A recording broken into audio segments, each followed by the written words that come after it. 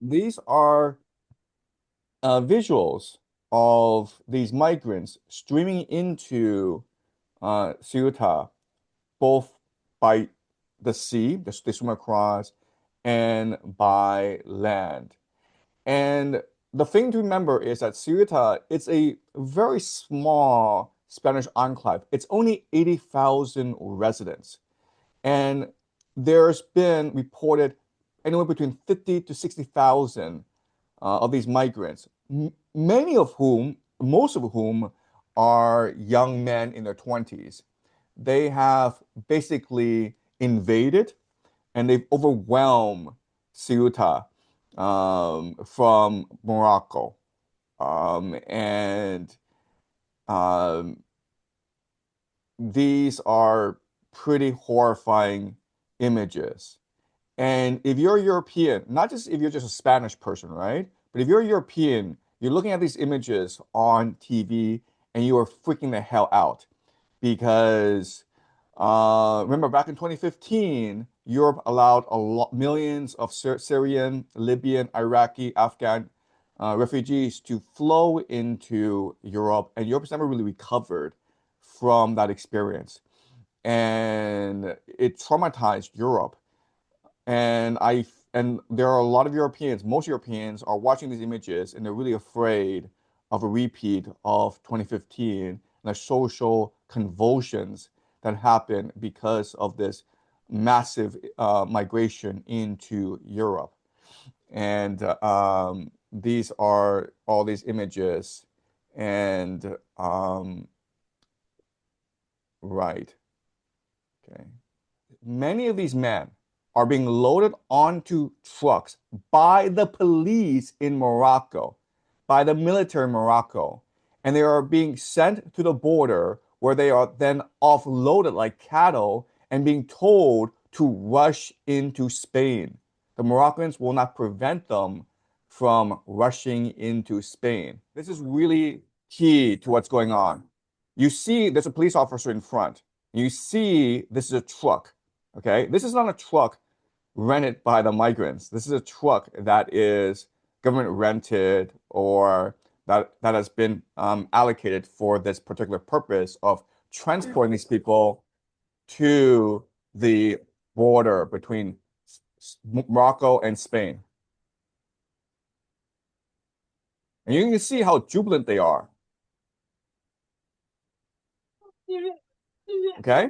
And the police officer, he is clearly directing them, right? He's making sure they get off the truck and he's making sure they're going in one direction. They're not turning behind, they're not going behind him, they're going in front of him, right? He's directing them, like, like keep on going, moving forward.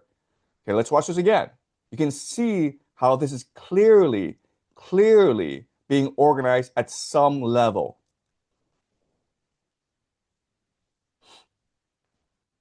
This is not organic. Okay, you don't organically have 50,000 people stream across the border in one night. Okay, so that's the second video I want to show you. Now, the third video I want to show you is Donald Trump, who 3 weeks ago, okay, this is like this again, 3 weeks ago, getting really pissed off at Spain because Spain is not allowing America to use its air bases to strike Iran. Spain has wants nothing to do with this war. And at the same time, Spain has always been a vocal critic of Israel, of Zionism. And so this is basically Donald Trump telling the Spanish, hey, watch out, man. Okay. The Spanish are members of NATO, but not very good members of NATO. They say, no, we don't want to help other people. What are we doing, huh? They are not behaving nicely, but they will learn. Soon after they relinquished their grip on Cuba and Guam, the Philippines and Puerto Rico, and they were all ours. We got. Okay, so Donald Trump, the thing about Donald Trump is he speaks his mind, okay? And he's a very direct and honest person. So you can glean a lot of information from just a few sentences he speaks. All right, so let's replay this again. The Spanish. They're members of NATO, but not very good members of NATO. Okay, so here he's saying the Spanish are not very good members of NATO.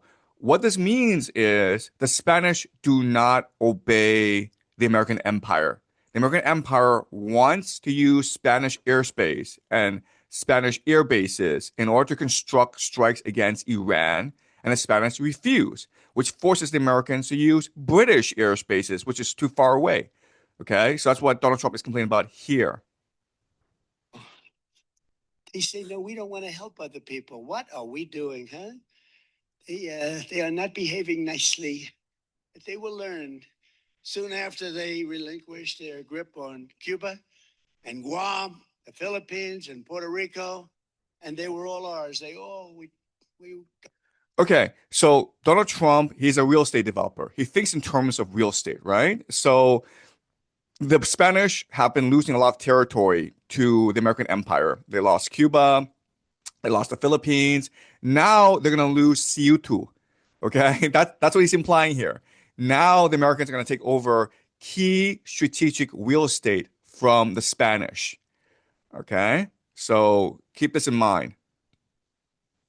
All right, let's keep on going. Okay, so this man is named Rally Rashad. Okay, I hope I'm pronouncing his name correctly. But he did a great TikTok right after this migrant surge into Ceuta. Explain to us what's going on. And I think he has a fantastic understanding of the geopolitics of this event. Okay, so we'll just watch the video really quickly. It's a TikTok video. Happening in Spain city Ceuta right now. Take a listen to this. It was planned by the Trump administration and Israel. This guy right here is Michael Rubin. He's a senior fellow at the American Enterprise Institute. Since March of this year, this think tank has been heavily lobbying the Trump administration, especially Marco Rubio, to recognize Ceuta as territory of Morocco. The reason for this is because Morocco is part of the Abraham Accords. It's pro-Israel, and they want to punish Spain for not allowing the United States to use its airspace during the Iran war. This is an established U.S. think tank, by the way. Moroccans should gather, send bulldozers to the border, and then enter Ceuta and Melilla unarmed to raise the flag. Sanchez and the Spanish press bleat, but they have no grounds to act, nor for that matter would NATO, even if Moroccan forces enter the towns to restore order and organize dispatch of settlers across the strait and back to Spain. These two Spanish towns represent illegitimate beachheads and are home to approximately 170 Spanish settlers. They are weak spots for European security since African migrants regularly rush to the fence to claim asylum. It gets much worse, just wait. Republican U.S. Congressman Mario Diaz-Balart of Florida, who's very close friends with Marco Rubio, wrote a report back in April. He stated for the first time, the committee notes the historic alliance between the United States and Morocco. The committee notes that the Spanish-administered cities of Ceuta and Melilla are located in the Moroccan territory and remain the subject of Morocco's long-standing claim. It goes on to state the Secretary of State Marco Rubio should encourage diplomatic engagement between Morocco and Spain over the future status of the two cities. American Enterprise Institute has been pressuring the Trump administration on this for over a year. They want to bolster the Abraham Accords and they want to punish Spain. This is why this is happening. It's not because Spain is a left-wing government that can't control its borders. The United States and Israel are doing this together because they no longer want Spain to control those cities. Okay, this is a brilliant explanation. This is exactly what's going on, and it makes perfect geopolitical sense.